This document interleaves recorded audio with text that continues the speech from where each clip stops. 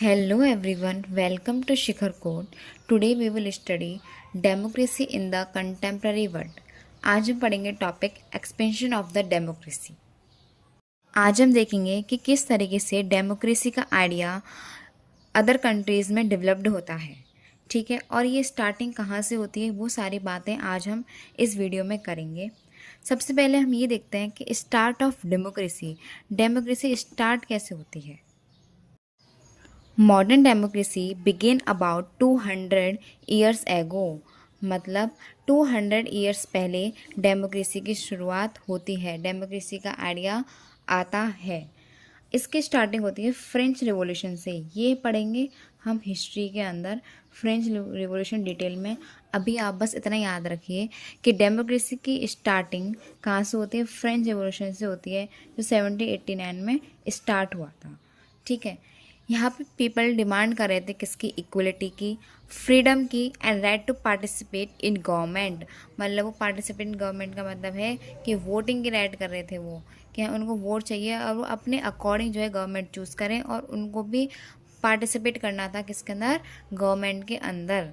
ठीक है, उनको भी रोल लेना था गवर्नमेंट का, क्योंकि यहाँ पे क्या चलती थी, डिक्टेटरशिप चलती थी। क्या चलती थी इधर, डिक्टेटरशिप चलती थी। लोगों के पर हैवी टैक्सेस लगाए जाते थे।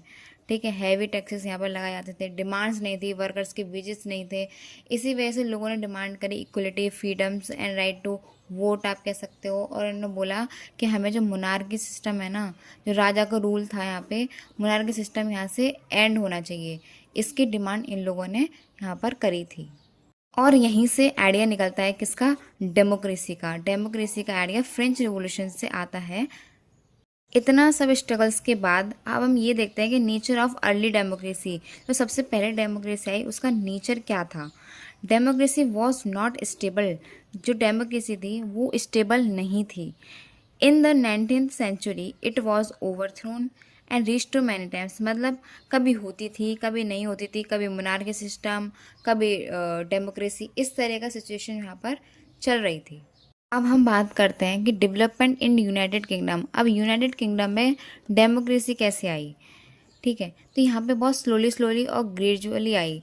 मतलब बहुत धीरे धीरे तरीके से यहाँ पे स्टेप बाय स्टेप डेमोक्रेसी की ओर लोग बढ़ते हुए जा रहे थे। यहाँ पे जो power of king and feudal lords were reduce, जो किंग की पावर थी और जो फ्यूडल लॉर्ड्स क्या होते हैं, जो आपके लैंड पर क्या करते हैं, कब्जा करते हैं। कब्जा करने का मीन्स ये हम कहलाएंगे कि आपके लैंड को कंट्रोल करते हैं। ठीक है, और उस लैंड्स पे जो है किराए पे दे दे के पीजेंट से वर्क करवाते हैं, वो होते हैं फ्यूडल लॉर्ड्स। ठीक है, और इनकी जो पावर थी ना वो कम होती हुई जा रही थी। अब ऑब्वियसली बात है, अगर किंग की पावर, मान लो किंग की पावर कम होगी तो ऑब्वियस डेमोक्रेसी भी यहाँ पे बढ़ती जाएगी।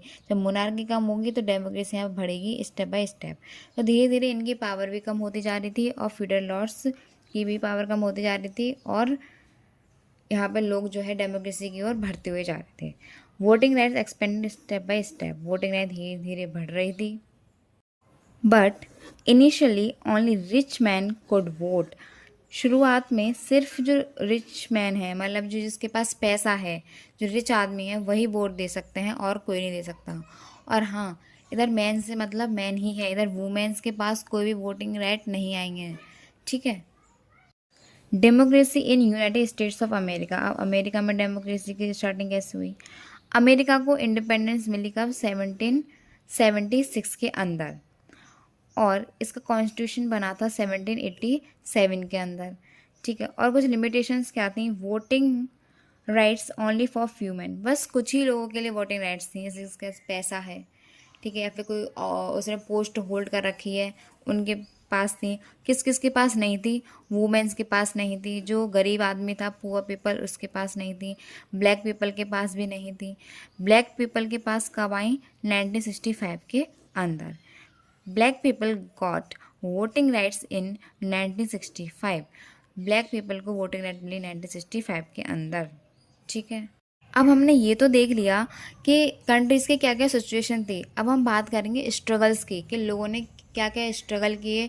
ठीक है, किस किस तरीके से अपने डिमांड्स को फुलफ़िल करवाया। ठीक है, तो हम बात करते हैं 19th सेंचुरी स्ट्रगल्स की। ये स्ट्रगल कब हुए थे, 19th सेंचुरी के अंदर। People demanded for political equality की डिमांड कर रहे थे पहले, तो वो जस्टिस की डिमांड कर रहे थे, वोटिंग राइट्स की डिमांड कर रहे थे, ठीक है। मोस्ट कंट्रीज़ अलाउड ओनली, बहुत सारी कंट्रीज़ ने सिर्फ क्या अलाउ किया, property owning man to vote, जिसके पास प्रॉपर्टी है, ठीक है, जिसके नाम पर प्रॉपर्टी है वही वोट कर सकता है, सिर्फ उसको ही अधिकार है वोट करने का, और कोई वोट नहीं करेगा, ठीक है। नेचर ऑफ स्ट्रगल्स, अब जो स्ट्रगल्स थी ना, इनका नेचर क्या था, इनका नेचर क्या था, देखो लॉन्ग एंड कंटिन्यूस थे ये स्ट्रगल्स, मतलब ये बहुत लंबे समय तक चले थे और कंटिन्यूस थे, ऐसा नहीं है रुक रुक के चलने, कभी आपने स्ट्रगल किया कभी नहीं किया, कभी प्रोटेस्ट करी कभी नहीं करी, कभी रैलीज निकाली कभी नहीं निकाली, नहीं ऐसा नहीं था, कंटिन्यूस होते जा रहे थे, ठीक है। Sometime peaceful and sometime aggressive, कभी तो ये पीसफुल होते थे कि शांति से, कभी ये एग्रेसिव मतलब वैसे वॉयलेंस वगैरह से होते थे। वुमेन स्टार्ट सेपरेट मूवमेंट, अब वुमेन्स ने भी अपने वोटिंग राइट्स के लिए सेपरेट मूवमेंट स्टार्ट कर दिया। Workers demanded for better conditions, अब वर्कर्स भी यहाँ पे बेटर कंडीशंस की डिमांड कर रहे थे, जैसे कि इंक्रीज इन वेजेस, है ना, और उनकी बेटर कंडीशंस होनी चाहिए, जैसे कि काम जो कर रहे हैं उसके लिए।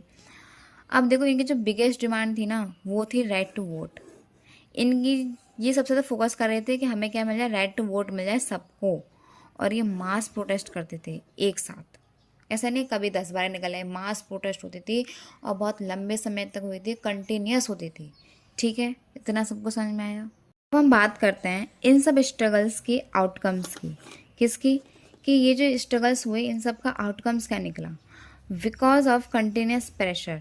अब देखो इतना सब स्ट्रगल्स हो रहा है, प्रोटेस्ट हो रही है, मार्चेस हो रही हैं, लोग रैलीज निकाल रहे हैं, ठीक है, लोग मान नहीं रहे हैं, अपनी डिमांड्स फुलफिल करवाना चाहते हैं। अब ये प्रेशर क्रिएट कर रही थी गवर्नमेंट के ऊपर, अब ये शायद कुछ ना कुछ समय गवर्नमेंट होगी, मोनार्की होगी, ठीक है, मोनार्की गवर्नमेंट आप कह सकते हो, तो ये प्रेशर क्रिएट कर रही थी उनके ऊपर।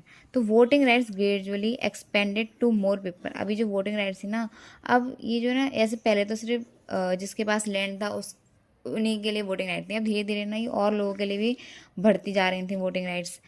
Ideas developed that every adult should vote, अब यहाँ पर जो आइडिया था ना कि हर एडल्ट के पास वोटिंग का अधिकार होना चाहिए, मतलब यूनिवर्सल एडल्ट फ्रेंचाइज, जैसे कि 18+ से का जो व्यक्ति है वो वोटिंग राइट है उसके पास, ठीक है, वो वोट दे सकता है, तो वही आइडिया कि हर एडल्ट व्यक्ति यहाँ पर वोट दे सकता है, उसका भी आइडिया यहाँ पर डेवलप्ड होता है। और डिस्क्रिमिनेशन बेस्ड ऑन, जैसे कि पैसे के वेल्थ पर, कौन रिच और पुअर के बेसिस पर जो डिस्क्रिमिनेशन होता था वो भी यहाँ पर धीरे धीरे कम होने लगा। जेंडर के बेसिस पर, मैन एंड वुमेन्स के बेसिस पर जो डिस्क्रिमिनेशन होता था वो भी कम होने लगा, ठीक है। Women got voting rights in 20th century, womens को वोटिंग राइट मिली थी 20th सेंचुरी के अंदर। Decline of monarchy power, obvious सी बात है, डेमोक्रेसी आएगी तो यहाँ पे मोनार्की पावर क्या हो जाएगी, कम हो जाएगी, मतलब राजा का शासन कम हो जाएगा और डिक्टेटरशिप भी कम हो जाएगी, ठीक है।